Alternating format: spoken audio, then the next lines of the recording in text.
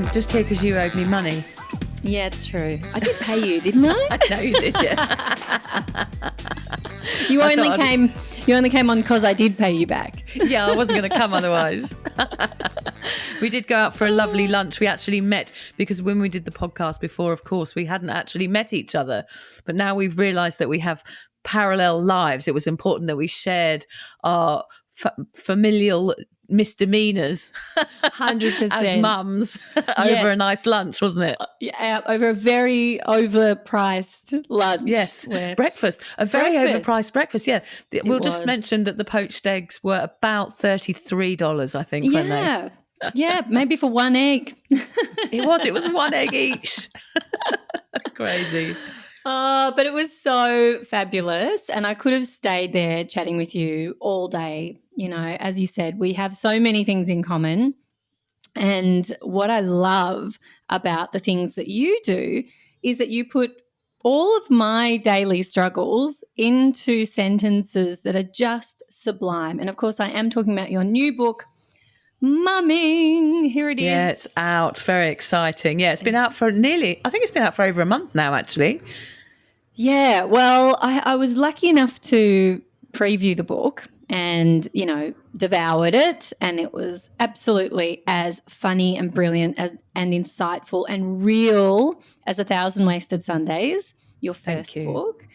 And I just think this is the kind of stuff that mums and parents everywhere need to see represented. You know, we joke about how hard it is and all of the messiness of life, but there is also a lot of unreal elements to parenting that we see. We do, you know, a lot of people post the highlight reels. A lot of people talk about, you know, all of these great strategies they've come up with or all of the great things that they're doing to make their families' lives better. And I feel like I'm like leaving a trail of burning flames behind me as I leave the house in the morning. Yeah. And so, you know, you captured a lot of that just brilliantly in this book. So what was the inspiration for you to get some of these experiences down on paper? Well, I think I have a peculiar habit of when I'm doing something badly or doing something wrong that I seek out the answers to my problems. I did it with drinking. Obviously, I went and got therapy for a very normal, socially acceptable binge drinking habit, and I gave up drinking like nearly 8 years ago. And it's the same with parenting. It's the same with a lot of things in my life. It's good actually because it means I have to make changes, and I realised that I'd become a bit of a shouty mum, and that the voice that was echoing around my house was that of my own mum's that I promised never to be. Yeah. And I always remember when my mum used to shout at me, I just used to think, oh, piss off, like leave me alone. It never made me stop misbehaving. I just misbehaved somewhere else where she couldn't find me, where nobody knew about it. So I knew that I didn't want to be a big shouter as a parent because it didn't really have any impact, and it just made me probably shout back. I just learned how to shout from my own mum. And yeah, I become a sort of ogre in my own house. And every time I heard my own voice, I had a kind of horrible flashback to remembering the day that I gave birth and thinking what a wonderful parent I was going to be. I'm never going to shout at my children. I'm going to excrete bliss balls for breakfast and everything's going to be perfect. But of course, that mother never really showed up. And what's happened is that I'd just become my own mother, and all my tools, which I thought would work, have all kind of fallen by the wayside. And I went on a mission to try and become a better parent. And that's what the book is about. It's about me on a voyage of discovery, trying and failing, basically. I'm trying lots of different ways for me to kind of be a bit nicer to myself and my children.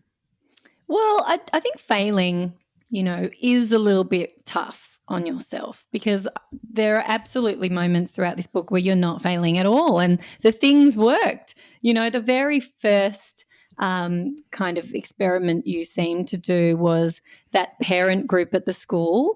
What was it called again? Your Sunny Day or? Yes, Sunny Days Parenting, yeah. Sunny Days Parenting, that's right. And that seemed to kind of kick you into gear a little bit, and then as with all things, they kind of slip away a little bit.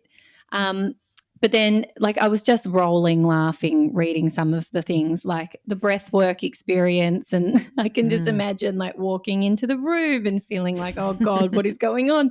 And some of Yeah. the previous things you had done prior to the breath work that sounded horrific, like, what was it? Orgasmic tantric yoga or something. Oh, I try throughout my life. I think I'm a trier. I think that's what it's about. It's about always trying. And there's only so many times you can fail at something before you have to try a different path. And I think that's what this book is. It's me trying various paths to try and become a better mum. And that involved all sorts of different things. I mean, there was the parenting classes, and then I try and make awkward friends as an adult, which I find terrible. Going to breathwork classes, trying new exercise, going to boxing, doing pottery, writing classes. I even run away. And actually, I was on a podcast recently, and for some reason, every question she asked me, my advice to parents was just to find your own time, whether that was going to the toilet or running away to Italy or going on a rage walk, all of these things. And the lady just said to me halfway through, she said, did you realise that throughout this podcast, everything you said involves running away from your children? I was like, that's about right, actually. I mean, I do think it's important to have time out and remember who you are between, in the book, I describe it as being an island between two generations. And for me, that is really the case. I've got my parents getting older and my kids growing up on the other side. And I'm being pulled like a tug of war in either direction, with some needing more help and some needing guidance and some having meltdowns and some forgetting things. So it's this kind of conglomeration of madness where I'm trying to keep everybody okay and safe and protected. And I'm trying as well at the same time to get a bit of time for myself and remember who I was before I became a mum, because there's no doubt that it does take over your identity a little bit, like it did with my drinking. I was a massive binge drinker, and then I became a mum, and I went from transitioning from one person to another, it felt like. And for me, it's really important nowadays to seek out those little moments of peace, that place between my children and I, where I can see myself again and feel like I'm still creative and still worthy, and I still have my own train of thought without, lost socks and piles of washing and all the other things that come alongside being a modern mum, as it were. Yes. If only we all had the means to have all the people in our homes to keep them running and organized and tidy. Imagine the kind of parent you could be when you didn't have to do any of that life admin stuff of 10,000 piles of washing and the visual chaos of walking into every space and it's like a landmine has gone off. Imagine that. Yeah. Well, this week I just get so fed up of it's just the repetitiveness, isn't it? That's what's annoying more than anything else. But, I know often, like when I shout, I know that it's not their fault. I'm starting to have more of an understanding of, look, I'm trying to be empathic towards my children a bit more. So, look, they're just kids. I remember my mum shouting at me to brush my teeth a billion times every morning. It's just that they don't remember. It's not really their fault. It would be nicer if they did remember. I totally agree with you. But they just need a kick up the arse sometimes, don't they? Not literally, but like shoutily. I can't help but lose it sometimes, even though I'm trying to be better. And I think that's what I realised when writing that book. I was meant to kind of be the triumphant protagonist of my own story. And I wanted to end it by giving people advice and saying, look, this is what I did and this is how I behaved and this made me a better parent. But it was quite confronting to realise by the end of the book that none of that had really happened. And I wasn't going to be this triumphant winner of my own life. I actually learnt that trying was enough. And that unconditional love, which pours out of the cupboards in my house rather than the Lego, is actually the scaffolding of our family life. And that's what keeps us going. And that's what keeps me trying and what keeps me coming back. I could go for a rage walk and just keep going. It is an option. And some days I do feel like keeping walking, I can tell you. But as mums, I think that is one of our huge benefits and huge like character traits is because we love our kids so much, we always come back. And no matter whether it means we're screaming into a pillow or crying in the Audi car park occasionally, we always turn up. We're always there at school pickup. We're there at drop off. We're making dinner. We're doing all the things that mums are apparently supposed to do. Not that we agree with that they should be doing any of these things. And my husband does do all the washing. But yeah, it's generally a book about failing a lot and that being okay and embracing the fails and just knowing that if I do fail, I try again until I get it right. And, you know, all of those things are so true and so right. And the piece that you're kind of talking about here in terms of making that space for us as parents, as individual people, to do the things that fulfill us and give us joy and nourish us outside of our family, because, you know, we know that's not full-time nourishment from the family, unfortunately. But, you know, this is the one thing, you know, this is what we're always striving to get to, which is making ourselves a priority. And this is something I talk about with people in my work. I talk about it with my friends all the time. How do we actually carve out that time and that space to do something that's going to make us feel great without the guilt? Because, you know, we can say, you know what, I need this and I need this time and it's a non-negotiable. But then that thing, let's say there's a particular boxing class in your case that you love, but it's only available at 5:30 or 6 o'clock on a certain day. And, you know, that's action stations at home and that's when you're really most needed. And then what happens? We just don't go to the class because you just feel like it's too much going on. Yeah. So how have you made the space? I do find it very difficult, and I find it particularly hard because my husband doesn't need the space. We're very different in that way, where he is very happy to stay at home.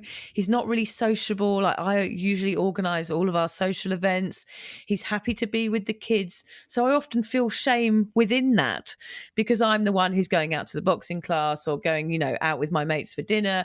I need that as a person. I need that outside input of friends or family or whoever it is to make me feel like I'm having a social life still. Yes. You know, I socialize without drinking now, which means I'm obviously not waking up with hangovers, which helps.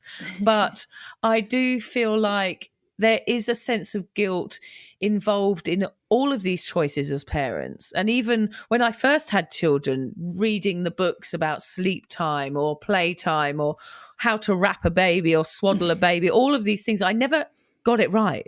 I always ended up wrapping the baby up badly and the sleep times are all over the place and it just never ever worked. And again, I ended up carrying around like a kind of, there was always this sort of paper plane of guilt gliding along next to me throughout my parenting journey. It was always there. No matter what I did, I felt like I couldn't achieve what the books or the Pinterest page or the Instagram mum or the bento box mum wanted from me.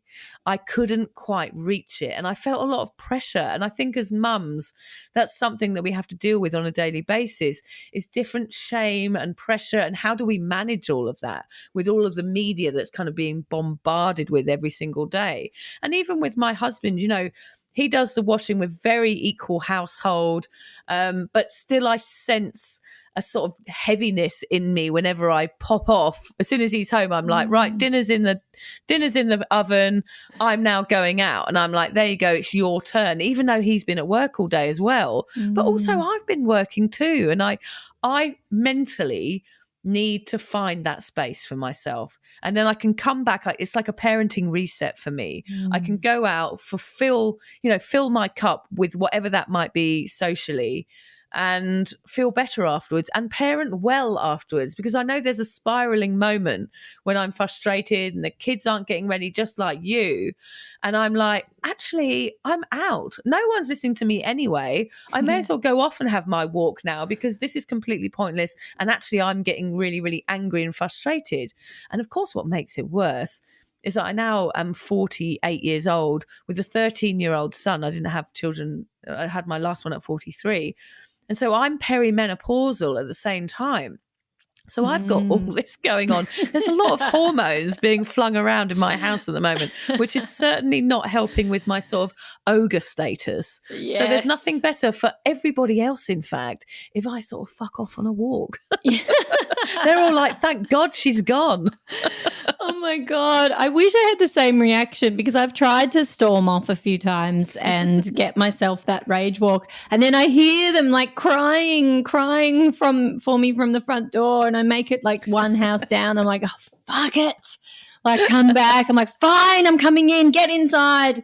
You know, just like the ogre comes back. But you're 100% right. Like, we need that space. And I hear this so often from women. And I certainly feel the same way. And I've got the similar dynamic at home in that my partner is really supportive of me with all of my needs to escape. You know, he will be saying, go for that walk or go see your friends or go out for dinner. And I'll be like, oh, but I went out last week. Are you going to be all right? Yeah. And he'll be like, yes, go. Or I'll say, oh, so-and-so's invited me to something on Saturday or Wednesday or whatever.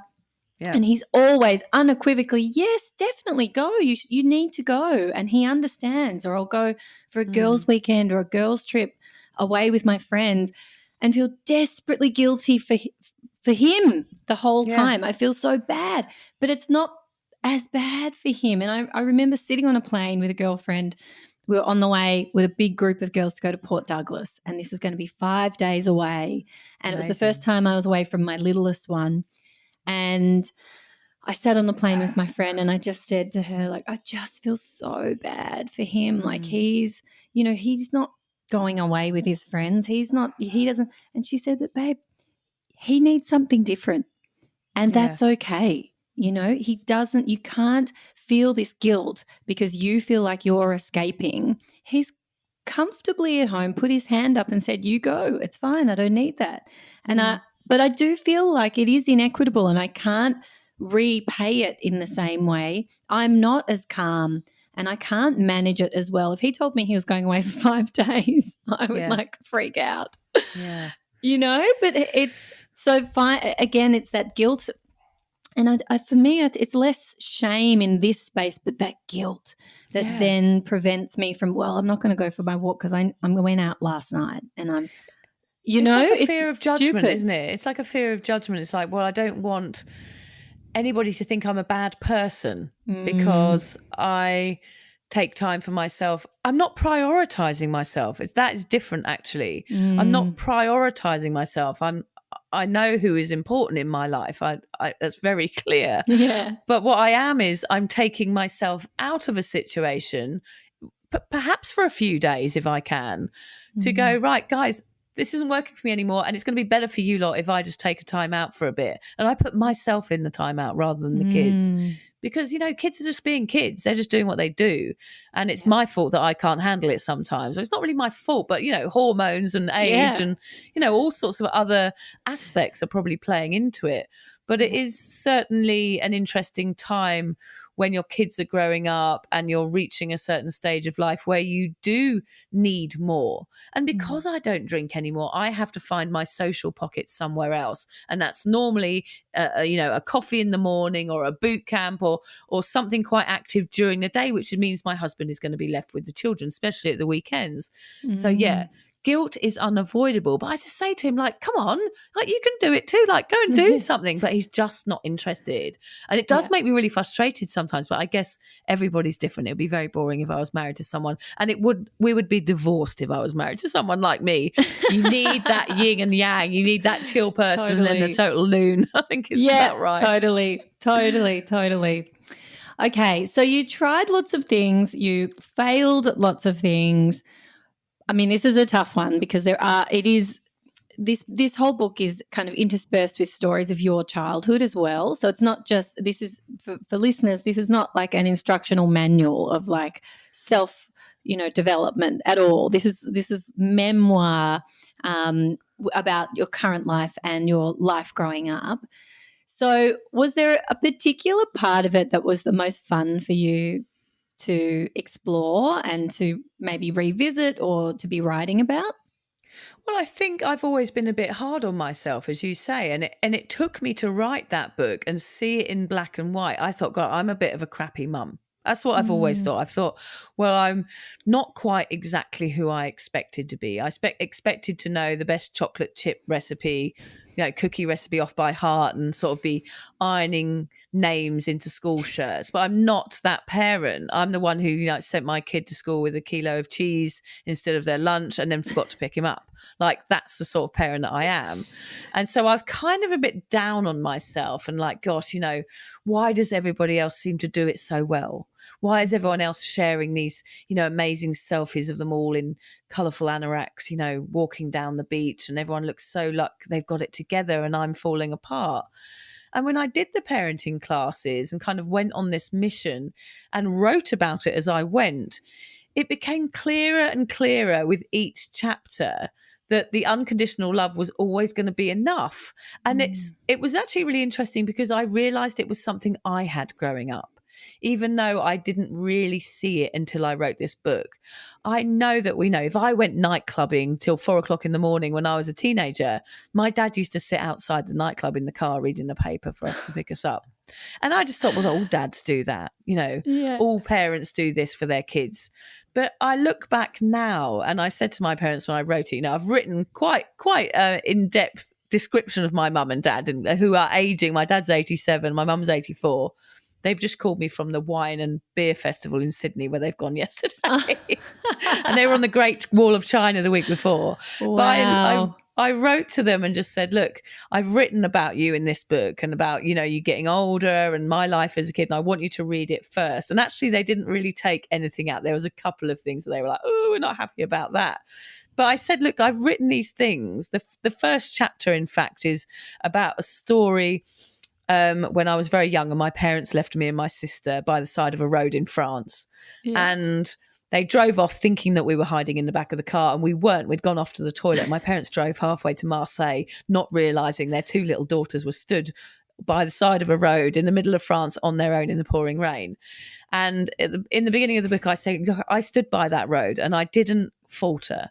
All I thought was, my parents are coming back soon. And I realised that's a privileged place to be, to know that your parents are always coming back.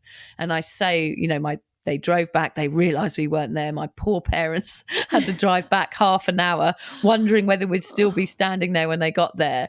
And at the beginning of the book, I say, look, this isn't about parenting perfectly, this book. It's about always coming back, which is exactly what my parents did for me. And I didn't realise growing up that there was this kind of pile of feathers behind me, that when I fell, it was always going to be a soft landing for me, which is very, very lucky. And I used to get annoyed with my parents. I didn't speak to them for a few years when I was off the rails in Brighton and being on drugs and all this crazy stuff that I did. We have to read my first book to find out about that stuff. It's a ripper.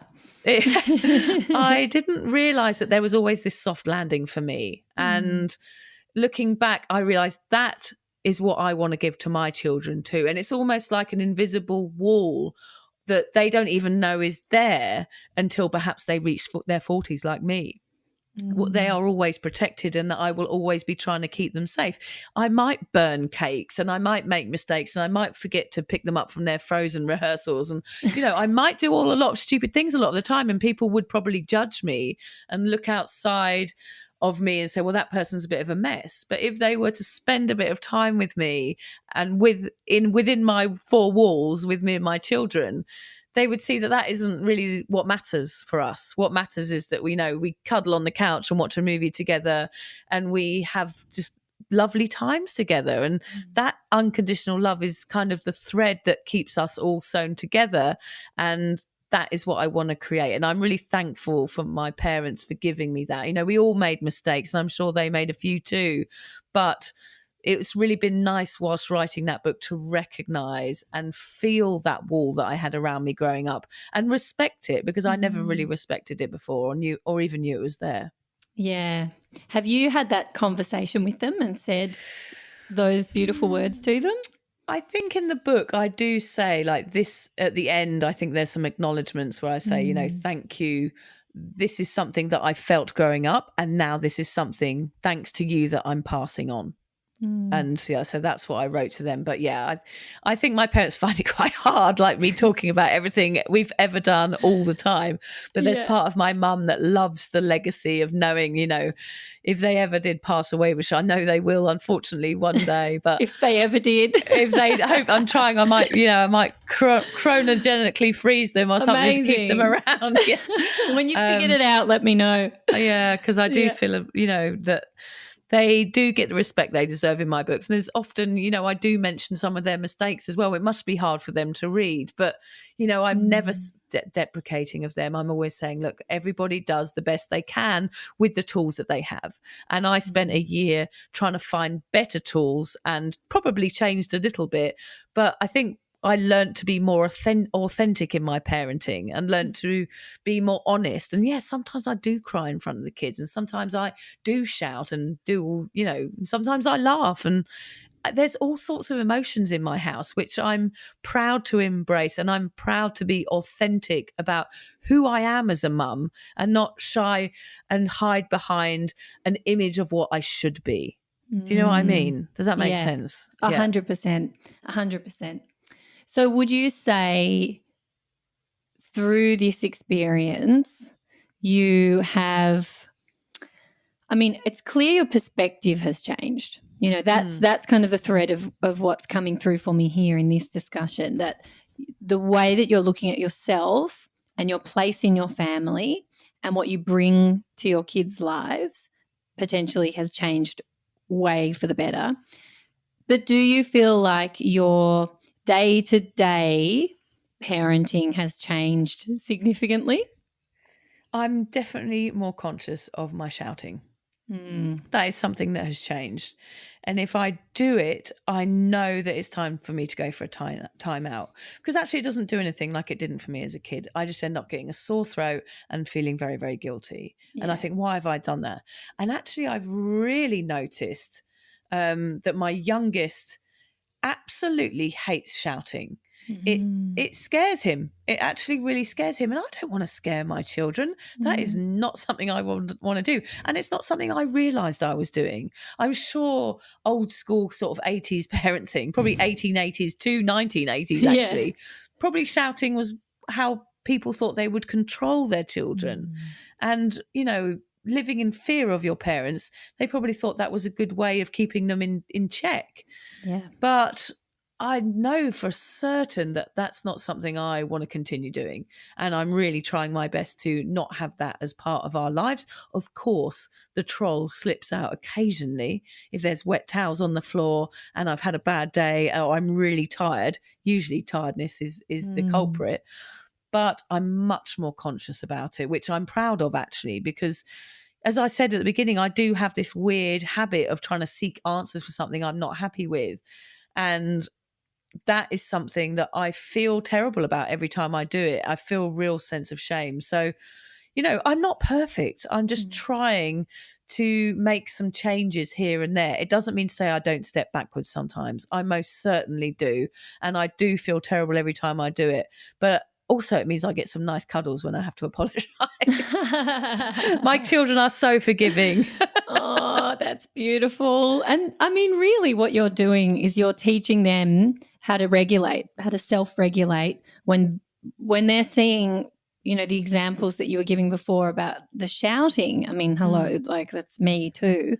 Then I'm yelling at them for shouting and having these big reactions instead of walking away and breathing and getting calm. So you're teaching them this is not only just doing wonders for your own nervous system and level of guilt and and for your relationship with your kids, but it's teaching them, it's giving them the gift of self-regulation and knowing that's an option. Yeah, I think that's so true because I realised that I was just teaching them to shout. That's all I was doing. They were shouting back at me. And then, you when you have kids, you don't imagine, you just think you'll pop them out and teach them how to be. You think, well, they're going to be this perfect child that I have created, and then I can mold them into however. That's what you think, isn't it? You Yeah. think, well, this is going to be amazing because they will do what I say, because I will teach them how to be. I will teach them the difference between right and wrong, and Yeah. they will know what decisions to make. But that doesn't happen. And it's a No. real shock as a parent. I mean, there's always one kid who is really good. Like, I've got three, and my eldest is like, you don't have to tell him to brush his teeth. He's ready for the bus on time. He loves structure. Like, he's an angel. And they're all angels in their own ways. But yeah, the other two are harder work, and they have their own characters and their own choices. And, you know, my 9-year-old daughter often says to me, "You are not the boss of me." I'm like, oh, actually, I think I am. Until you're 18, I feel like I am the boss of you. She's like, "No, you're not the boss of me. And even if you say you are not the boss of my brain." Like, she's got it like spot on. So she's totally rebelling against everything I say. Like, she's really independent, really fierce. And that's what I love about her and don't want to change. So I find it hard to parent in the beginning, when I realized that they were all going to be molded into whatever characteristics they had. I actually had no choice, which has been an interesting learning curve, unfortunately. Yeah, they really are born who they are, aren't they? Yeah. You know, it's clear from the beginning, this one's that way, this one's that way, this one's that way. Yeah. And, you know, it is, I mean, you're 100% right. I'm giggling as I'm listening to you with that fantasy of thinking that, yeah, we're going to have these beautiful moments. I can't wait to sit down and like read this book to my child and tell them all about my life and help them, you know, make these decisions. Like, but meanwhile, it's like trying to put a lid on a tornado, you know. Like, yeah. I think in the book I mentioned the stages that you imagine you get yourself getting to. Like, I've always wanted to get to that stage where we can go out for dinner and there's no one choking on bacon, no one needs a poo halfway through the meal, you know, there's no spilt drinks. Like, when is that stage going to come? And I always seem to look around me when we're out and there's lovely little families sitting together with everyone behaving just a little bit older than our kids. And I'm like, oh, please, when the stage is going to come? But I know I talk about like this chaos and everything that goes on around parenting, and it is very full on and overwhelming, and you sort of do lose yourself a little bit. But then there's this part of me that's already in pain, knowing that when the chaos is gone, that I'm going to be in a world of grief. I will miss it. I will miss the noise. So, you know, I've got another, my youngest is 6. So I've still got another, 12 years of my kids fully being at home. And, you know, it's another chapter in the book where I talk about like cleaning up the house and trying to make everything perfect and shouting at them because their rooms are untidy, and then finding all their drawings in a pile and making them some scrapbooks and all the memories that I go over then. And like the feeling of loss as mums, like you're in the chaos and you don't sit with that feeling of this is going to change. And these are the days of my life. And I really want to absorb every moment. And I put pictures on Instagram and Facebook because I'm so desperate to remember those moments and keep them close to me. But I think I realized as well when writing the book that the only way I was going to do that was to create children that are going to want to come home and going to want to come back and see me when they're old enough to move out. And I think, you know, that unconditional love that we spoke about already is what's going to keep them home, whether they're living there or not, but to still provide them with that space that feels safe where they can come and fall back on those feathers, like we said. And even though they're not going to be there, like to imagine walking around my house and there not being toys and Lego and rubbish all over the floor and cornflakes, I just can't imagine it now. But it's like, I suppose, when before you had children, you can't imagine what it was, you know, going to be like then. Yeah. So it's like all these chapters are hard in the moment, but when they're gone, I imagine, I just can't imagine how I'm going to feel. Maybe I'll feel liberated by then. They'll all be 18. I'll be like, oh, thank fuck for that. They've all gone. Well, I hate to break it to you, Vic, but current statistics say that on average, kids are now moving out of home for the first time in their 30s. Oh, so you might have a little bit you might have a little bit longer to go than the 30s. I thought 20s you were going to say, but 30s. 30s. I think I came and went. I lived in my parents' shed on and off for a bit. the stench den, we used to call it, was just, it smelled like an old hamster cage. Oh I my lived in the God. stench den for quite on and off between travels. I think I returned to the Oh, stench den probably like into my 30s as well. oh So my God. yeah.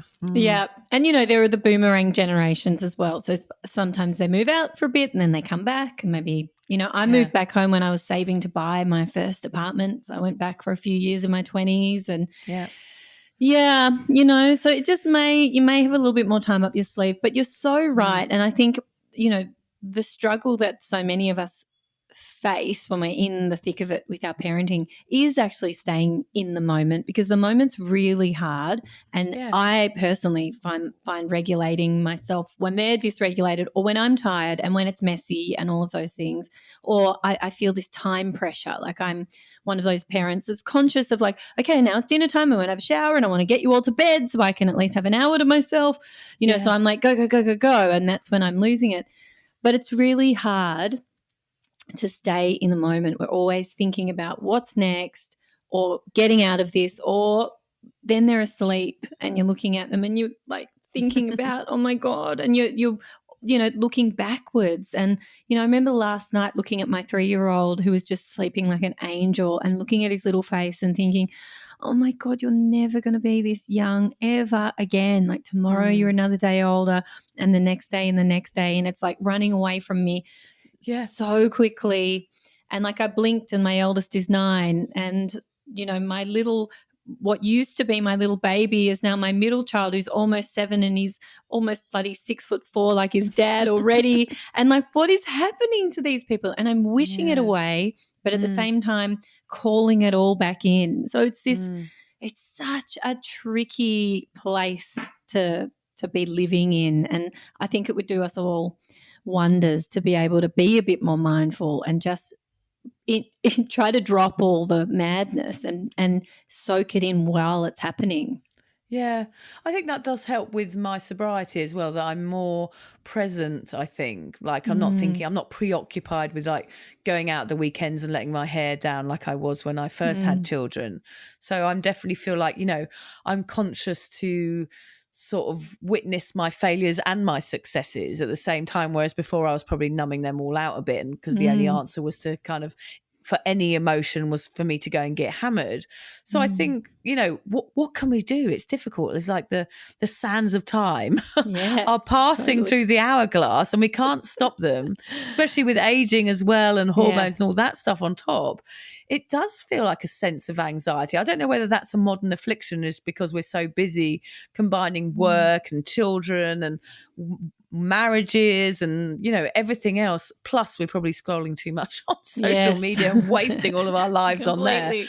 Like, it feels like time is passing very, very quickly, and there is a sense of sadness to that, I think, especially when you have children, is that, gosh, they're just growing up and it's all going to be over, and that's what everybody says to you, isn't it? Yep. But what more can you do to absorb it, than just be there and be present and just just keep loving them as much as possible until you die. Yeah.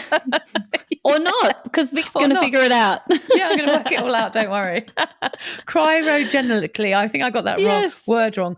Cryogenics, I think it is. Cryogenics? Cryogenics, thank you, yes. Yeah. Together, we're nailing it. It's fine. Yeah. Yeah, but it is a really hard thing, and it is a really sad thing. And I think as a generation, we have never been, as parents, we've never been busier. We have, I think you and I suffer from the same affliction of like, what's next? Yep. Busy, busy, busy, love Grass to be is busy. greener. Yeah. Yeah, and we're filling up our days more and more, and I envy people that can live a more simple life and be able to be a parent who's focused on the parenting, or someone who has maybe one job that they can kind of switch on and off from. I feel like I give myself a lot of chaos unnecessarily. Yeah, I think we're kind of the same like that, because if I'm not editing a podcast, I'm writing a book, or I am doing Hmm. so much on a day-to-day basis, probably because I feel like I never really worked until I gave up drinking.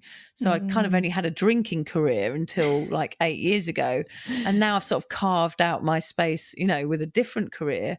Mm. And I totally agree with you. And I think as mums, it is a lot. We take on a lot. And I don't want to miss out on a career. I don't want to miss out on No. working and having, a different life outside of my children. I don't think there's anything wrong with that at all. You have to find Mm. yourself and find your passions and joys.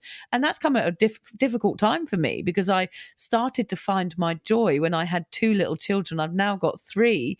And now I've got to combine a successful career with everything else. And it is Yeah. totally overwhelming some days. Like, my husband's like, "What are you doing this morning?" It's like we have to sit down each night and say, especially Saturdays. Oh, Mm. Saturdays. I'm Mm. sure weekends used to be fun, didn't they? They apparently, my weekend starts on Monday. It's Oh, like Monday's my favorite day of the week now. totally agree with you. Saturdays are like, right, we've got to get that one to dance, that one to football, that one's Hmm. got this soccer, this one's got now a game, and then we've got a party in the afternoon, then we've got to go Hmm. to a barbecue. It's Yep. like, what is going on here? I don't even want to go to any of it. I just want to stay Yep. at home and watch reality television. Yes, can we just do that? Why that's one thing I keep wishing forward. Like, I can't wait till my kids are at an age where they can actually watch my shows with me, Yes. instead of Yeah. me having to wait to find a window when no one else is awake. They're still never happy about it. George is now getting to the age where he can watch M stuff with us. So we started like a murder mystery last night, and he was already like, "Oh, I don't want to watch that. I don't want to." I was like, "You're old enough to watch it with me, so you're going to watch it with me. It's going to be fun."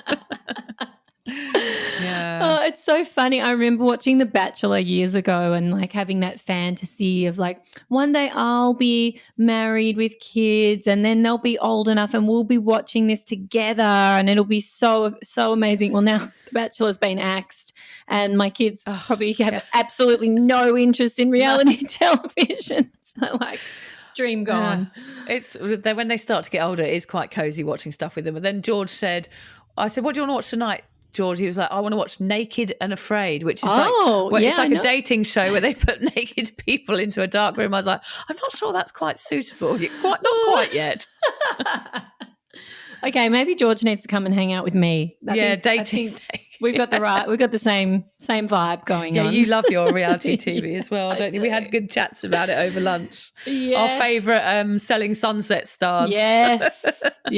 I mean, we could talk about that for hours. Well, I think it's a mummy time out. It's exactly what we're talking about. For me, after a stressful day of running around like a headless chicken, trying to get everybody else sorted, watching somebody else's chaos, it takes me out of my own, and there's nothing more relaxing for me, actually. Totally. Like women dressed in unbelievably uncomfortable skin-tight outfits, unwalkable stiletto heels, fighting over ridiculous things for some reason is just so relaxing. Oh my God, it is, isn't it? It's like a massage. Yes. My favourite is Below Deck, because for me that's like an experiment in drinking, where they get on the boat, they start drinking, then the staff go out drinking, and then everyone's shouting at each other and wondering why. I'm like, guys, there's a common denominator here. Yep. Oh, it's absolutely one of my favourites. Do you watch all the franchises of Below Deck? All of them. Love them all. Yeah. Well, I've had Chef Zarina on the pod, and she and I I did see that. Struck up quite a friendship. She's amazing.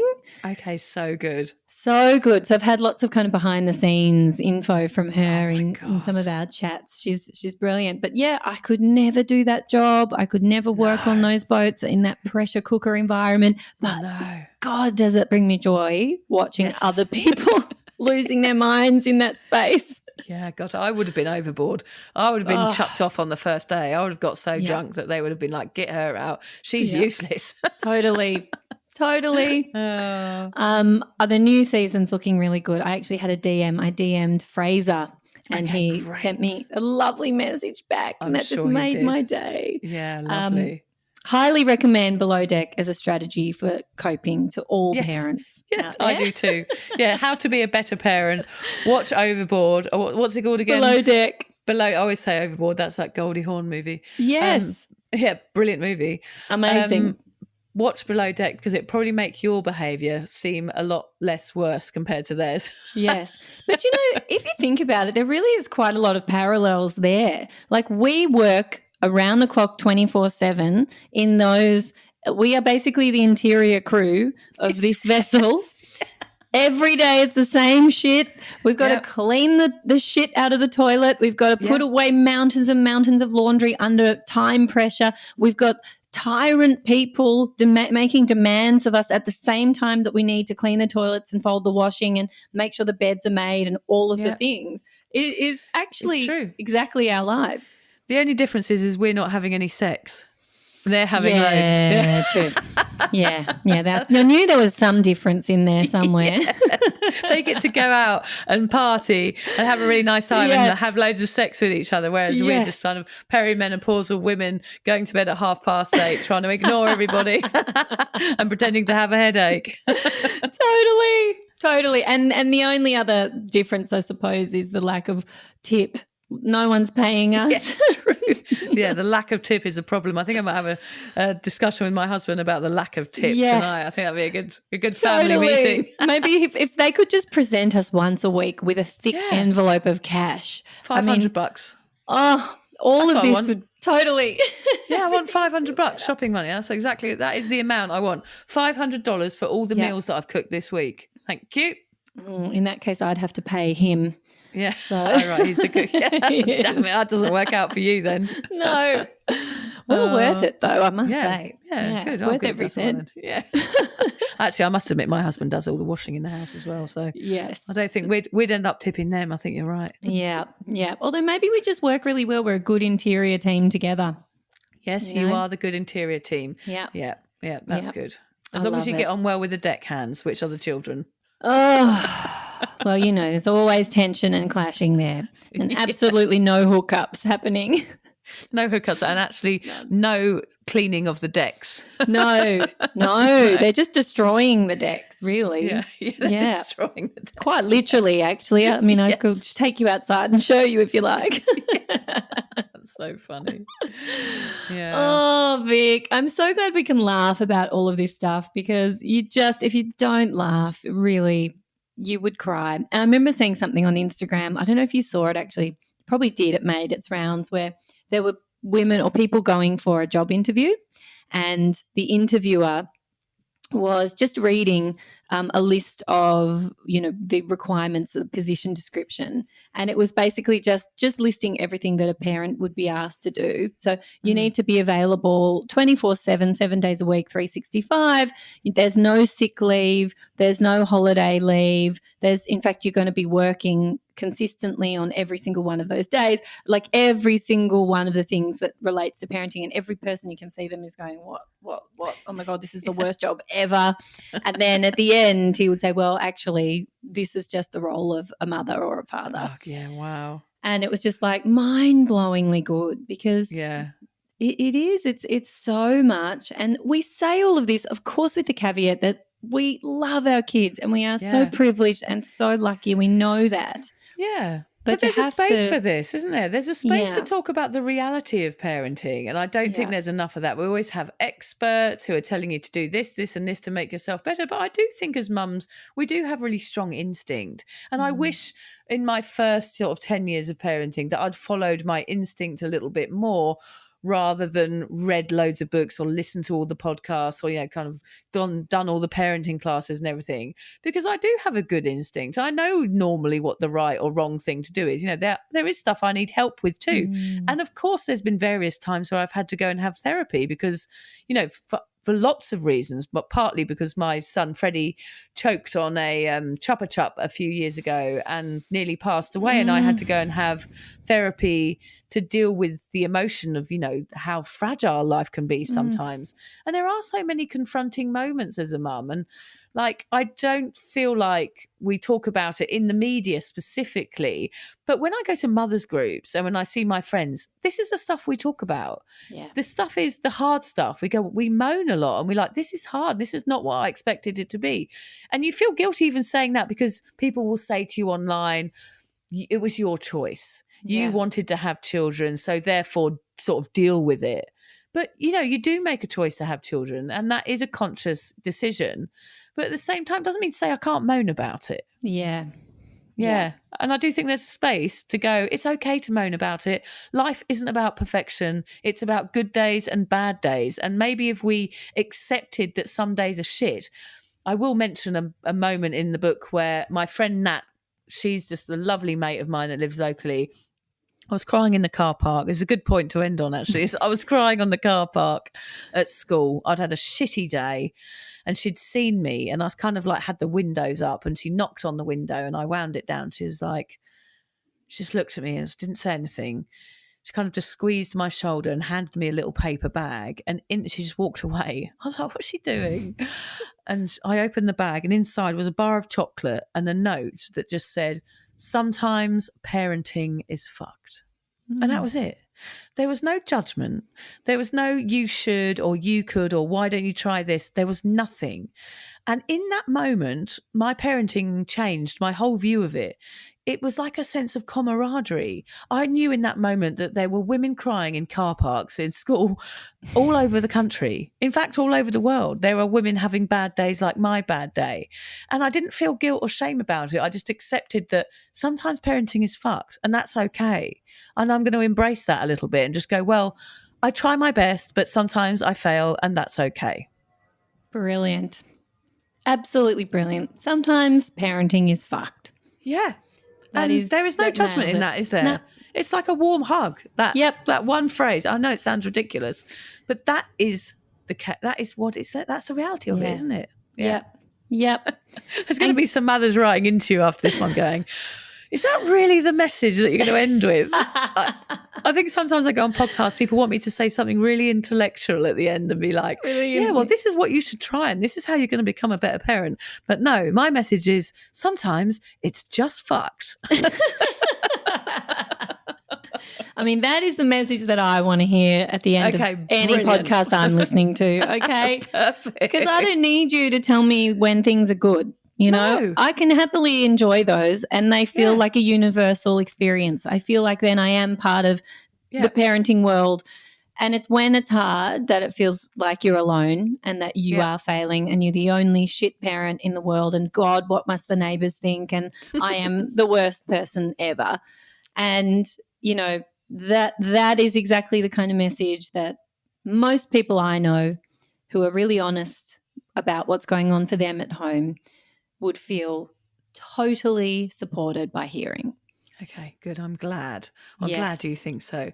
And if anyone emails us to tell us otherwise, we'll just keep scrolling. Yeah, that's it. We'll point you to a Trad Wife podcast that's just full of happiness and positivity. Yeah, homely tips on how to bake those kale bliss balls that you're looking for. Yes. And when you've made them, send some to me because I will happily consume them. Yes, I'll consume them. That's just fine. Can't make them. Yeah. Oh, Vic. All right. Well, where can people find you, follow you? What's the best way to support your work and all of the amazing things you're doing? Yeah, so head to soberawkward.com is my website, but my podcast is Sober Awkward. It's a comedy sobriety podcast.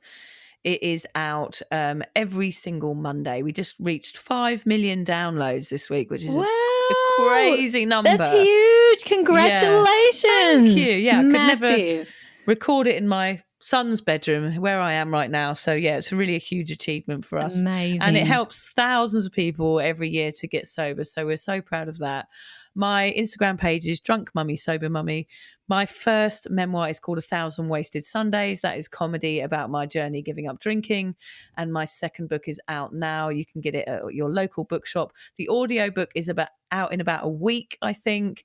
And it's Mumming, a Year of Trying and Failing to be a Better Parent. So, yeah, go on and buy a copy. I had a close mate of mine come up to me the other day and said, I think I'm just going to wait for it to come out in the library. No. Oh, I was like, no, please don't do that. Just buy it. I only make 10%. Yes. Got an advance to pay back. Please buy one. You know how that goes. I'm like, please just go out and Absolutely. bloody buy one, and please write me a review. I'm desperate for it. It took me ages. Yes, absolutely. I mean, that is a call to arms. I highly recommend this book. It is absolutely brilliant. And I love the first book too. Absolutely brilliant. These are, and as I said to you when we caught up, I mean, I am not even sober curious in any way. I am absolutely not your target audience. So don't think that the first book is only for those that are trying to give up drinking or anything. It's absolutely not. It is just Vic's story, and I could not put it down. And highly, highly recommend both of these books. Yeah, that's good. The good feedback that I get about my books is that people read them in one sitting, and I wouldn't have it any other way. That's a lovely, and a lot of people say that they snort to themselves whilst reading it on a plane, and I'm like, oh yeah. That's the reaction I want. I want snorting. And one sitting. Well, you nailed it. You nailed the brief, Vic. Amazing. And thanks for always supporting me. You're always a huge supporter of everything I do. So I think you're wonderful, and I really appreciate you. Not that I'm going to sit here and kiss your ass, but you know what I mean. You can. Go for it. Thank you, my love. All right, everyone. Thank you for listening. Go and follow Vic, support her work, and we'll see you again soon. Thanks for having me on. Anytime.